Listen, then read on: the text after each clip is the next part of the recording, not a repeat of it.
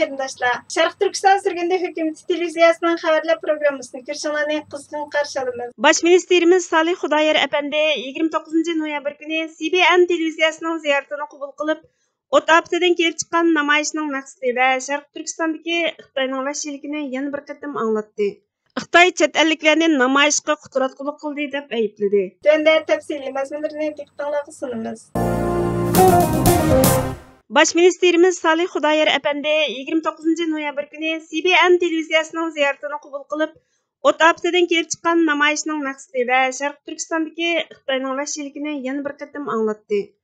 Riyosatchi Xitoyda yuraklarni tilg'aydigan bir o't afti yuz berdi. Buni tafsiliy tushuntirgan bo'lsangiz deganida bosh ministerimiz 24 noyabr payshanba kuni Tangirtog' rayonidagi Uyg'urlar negizlik o'ltiraqlashgan bir turalg'i binoda o't afti yuz bergan.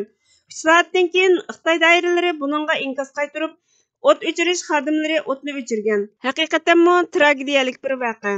Xitoy hukumat axborotlari rasmiy turda 10 kishining qazo qilganligini xabar qilgan. Ammo o't aftida qazo qilganlarning diasporadagi tuqqanlarining ijtimoiy axborotdagi hambahirlariga qaraganda 44 nafardan ortiq kishi qazo qilgan.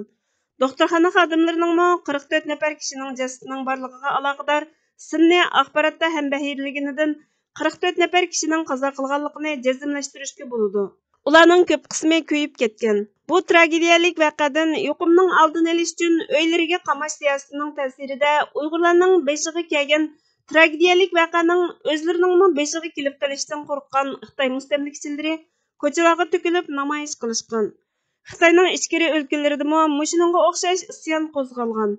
Beijing, Hong Kong, Shanxay qatorliq joylarda Xitoylar ko'chalarga chiqib 120 kundan beri ijro qilinayotgan yuqumni bahona qilib qamal qilishga qarshi namoyish qo'zg'agan dedi. Riyosatchi o't o'chirish xodimlarining voqea yuz bergan joyga berishi va o'tni o'chirishi uchun nima uchun 3 soat vaqtdan ketganligini bir oz tushuntirgan bo'lsangiz deganida bosh ministerimiz avgustning o'ttirlarida Xitoy hukumati ishg'ol qilib olgan joylar va boshqa Xitoyning shaharlarida nol yuqum siyosatini yo'lga qo'yib, insonlarni uylariga qamal qilib sirtqa chiqishni chekladi. Bu jarayonda nurg'ulg'an insonlar ochliqdan o'ldi. Tarqilayotgan sizlardan insonlarning ochliqdan nola faryod qilayotganligini anglagan bo'lishingiz mumkin. Nurg'ulg'an insonlar tibbiy davolashga sal qarag'anlikdan hayotidan ayrilgan. Tragediyalik o't aftida Xitoy hukumat xodimlari garchi atrofidagi o't o'chirish punktining o'ltiraq rayon bilan bo'lgan oraliqi 1 milga yetmagan intayin qisqa vaqtda yetib keladigan ahvolda bo'lsa-mu, o't o'chirishning 3 soat kechikishiga yuqum sababli to'sqinliklar va cheklovlarni sabab qilib ko'rsatgan. Amalliq saqlag'uvchilar hatto o't afti yuz berayotgan ahvoldami aholilarning sirtqa chiqishiga ruxsat qilmagan. 3-chi sabab bu o'ltiraq rayonda Uyg'urlar o'ltiraqlashgan bo'lib, Xitoylar Sharq Turkistonda irqiy qirg'inchilik, davlat qo'llagan ayrimchilik, irqchilik yurgizayotgan ahvol ostida o't o'chirish xodimlari va amalliq saqlash xodimlarining hammasi Xitoylar bo'lg'achqa, ular Uyg'urlarga ish og'ritmagan. Xitoy hukumati Uyg'urlar bilan chek-chegarini nihoyatda aniq ayirgan. Agar biror Xitoy o't aftida o'lgan bo'lsa, millionlagan Xitoylar ish og'ritib, suylarayim qilgan bo'ladi. Xitoy hukumati Uyg'urlarni atalmish vahshiy terrorchi, oshqun, o'lgunchi deb shaytonlashtirib ko'rsatgachga o'tni vaqtida o'chirmagan dedi. Riyosatchi bu yerda qo'sh masala bor. Menimcha bu bek muhim. Xitoyning sirtidagi ba'zi insonlar buni aralashtirib qo'ydi. Ya'ni nol yuqum siyosati ijro qilinayotdi. Buni qandoqmi yo'qotish degili bo'lsin. U hayotning bir parchasi. Biz korona bilan kurash qilyapmiz. Har yerda har turli qamal qilish bor. Bu xizmat to'g'ri deb tushunadi va buni qabul qila oladi. Ammo sizlarning ahvolingizda kunlik hayotning barliq sohasida cheklama bor. Insonlar hamma joyda kuzatiladi. Ufrash, umidsizlik mavjud. Shundaqmi? Yana bir nuqtadan siz turalg'i binoda Uyg'urlarning o'ltiraqlashganligini aytdingiz ham irqiy qirg'inchilik davomlashyapti. Irqiy qirg'inchilikning qandoq elib berilganligidan xabari bo'lmaganlar uchun Uyg'urlarga Xitoylar bilan o'xshash muomala qilmaydiganligining orqa ko'rinishini bilib qolish uchun bir oz tushuncha bergan bo'lsangiz deganida bosh ministerimiz 1949-yili 12 oktyabr kuni, ya'ni Xitoy Kompartiyasi hokimiyat beshiga chiqib 11 kun o'tgandan keyin mustaqil Sharq Turkistonni ag'dirib tashlab 1949-yili 22 dekabrda ishg'ol qilib oldi. Shundan keyin Sharq Turkistonda sistemlik turda ishg'ol mustamlika qilmishini boshlatdi. Millionlagan Xitoy mustamlikchilarini Sharq Turkistonga yerlashtirib, Uyg'urlarni assimilyatsiya qilish, yo'qotish uchun ayrimchilik va irqchilik siyosati yurgizdi. 2014 yılı Xi Jinping hakimiyet başıga chiqqandan keyin milliy gullanishni ishga oshirish siyosatini yo'lga qo'ydi.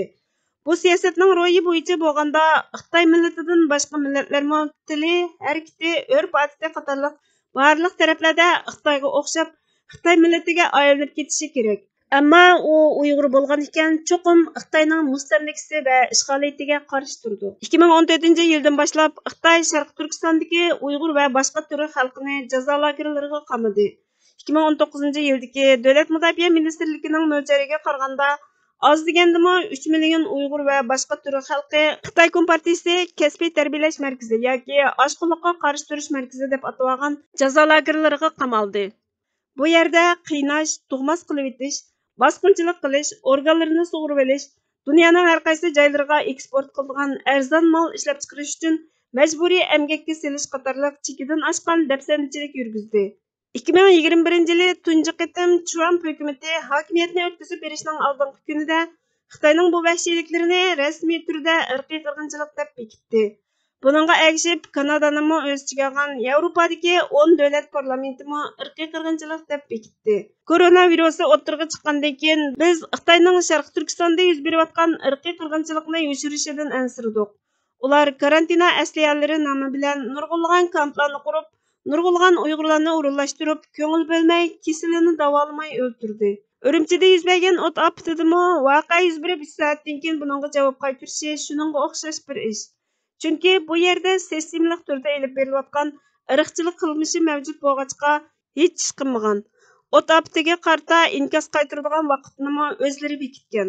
Hatto xortumlarimiz o't o'chirishga yetmadi degan. Xortumlarining yetarli darajada uzun bo'lmasligini tushunish mumkin emas. Binoga kirib, insonlarning qochib chiqib ketishiga imkon hozirlig'i bo'ladi. Nol yuqum bahanasi bilan insonlarni qamal qilib, ishiklarini teshidan mahkam taqab qo'ysa, qandoqmi uydan teshiga chiqa olsin? Ular uy turmasiga qamalgan dedi. Riyosatchi o't ofati yuz bergandan keyin nurg'unlagan namoyishlar bo'ldi. Ya'ni Tashqi ishlar ministrligining oldida va yana 16 o'rinda namoyish elib berildi.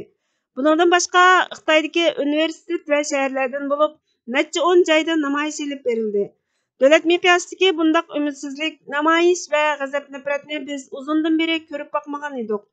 Masalani bu qadar yaqindan kuzatgan biri bo'lish sifatingiz bilan bu ahvollarga nima deysiz deb so'raganda bosh ministrimiz Xitoy xalqimi zerikdi. Fakt shuki, bu qitimqi namoyishga Tiananmen vaqasini, Sharq Turkistonda elib berilgan Uyg'ur namoyishini rayimsizlarcha bostirganga o'xshash qattiq zarba bermadi. Xitoy hukumatidagi xalqmi nol yuqum siyosati bilan qamal qilishdan zerikdi. Kompartiyaning ichida bo'lmagan sarxillar namoyish qilishga yo'l qo'ydi. Chunki nol yuqum siyosati bo'yicha qamal qilish nurg'unlagan Xitoy shirkatlariga salbiy ta'sir ko'rsatdi. Bu qitimqi namoyish Uyg'urlarga bo'layotgan bostirishga g'azablanib emas, yolg'iz nol yuqum siyosati bo'yicha qamal qilishga qarshilik ko'rsatib elib berilgan namoyish dedi. Xitoy chet elliklarni namoyishga quturatqulik qildi deb aybladi. Amerika ovozi xabar to'rining 2 dekabr kunidagi xabariga qaraganda, Xitoy hukmronlari chet elliklarni o'z ichiga olgan atalmish dushman kuchlarni 10 necha shahar va boshqa nurg'un universitetlarda ko'cha namoyishi qo'zg'ash orqali 1989-yildagi Tiananmen vaqasidan buyangi Beijingga qarshi eng chong ichki siyosiy kurashga kuch kiritgan deb aybladi. Hukumat qayta keng ko'lamli sinov qilish, karantina qilish va qamal qilish qatorliq bostirish usullarini qo'llanib, keng ko'lamda ishsizlik va iqtisodiy ziyon keltirib chiqardi. Xitoyning qonunliqligi xatar ichida qoldi. Tas qolgan hukumat yangi ahvollarni tamkinlik bilan bartaraf qilyotdi. Bir necha nafar soqchi zo'ravonlik qilgan bo'lsa-mu, davlatning besimida dastlabki qadamda qo'rqidek vaziyat maydonga kelmadi.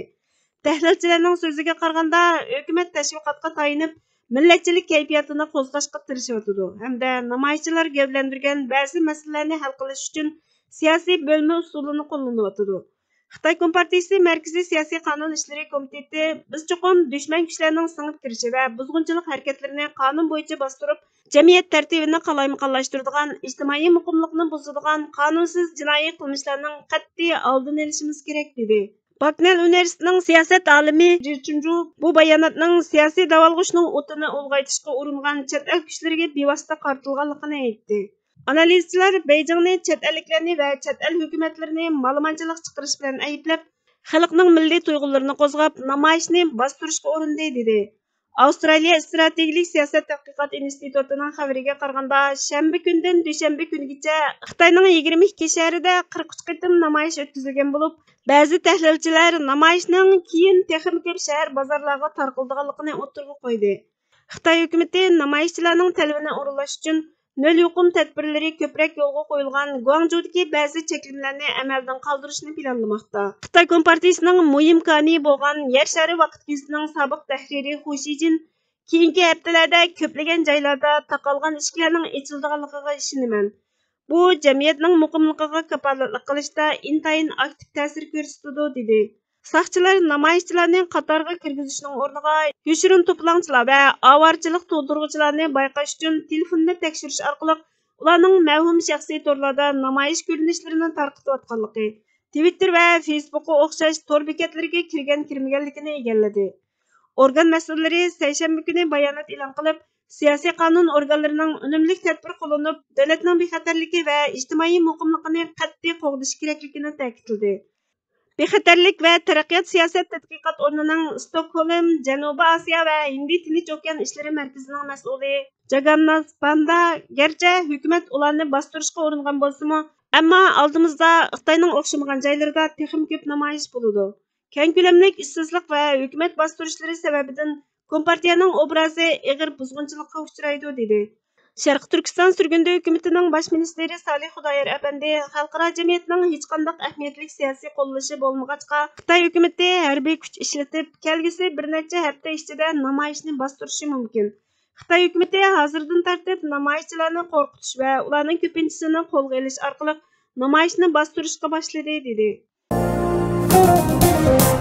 Men bir mustaqil Bosniya Cumhuriyetini qurish uchun barliq tinchlik shuarlarini emas, hayotimni qurbon qilishga tayyor bo'ldim.